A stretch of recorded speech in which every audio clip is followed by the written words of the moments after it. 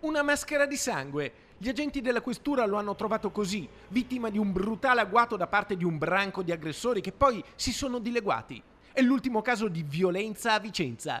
Siamo in Viale San Lazzaro ed è l'1:30 di notte. Un ghanese di 25 anni senza fissa dimora viene preso a sprangate da un gruppo di 6 o 7 sconosciuti. Colpito più e più volte alla testa, tenta di difendersi, di ripararsi con le braccia, ma i colpi lo feriscono finché gli aggressori non sentono le sirene della polizia e allora si dileguano immediatamente, lasciando il malcapitato a terra sanguinante. Provvidenziale la segnalazione arrivata alla questura di qualcuno che evidentemente, sentito il tafferuglio, ha deciso di chiamare il 113. Immediatamente sul posto sono accorse le pattuglie delle volanti e un'ambulanza del SUAM 118. Il giovane straniero è stato portato all'ospedale San Bortolo, dove sarebbe stato ricoverato in prognosi riservata, ma non sarebbe in pericolo di vita.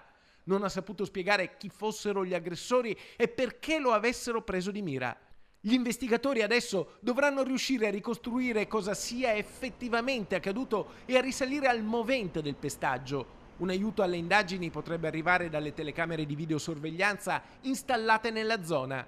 Adesso è caccia alla gang dei picchiatori.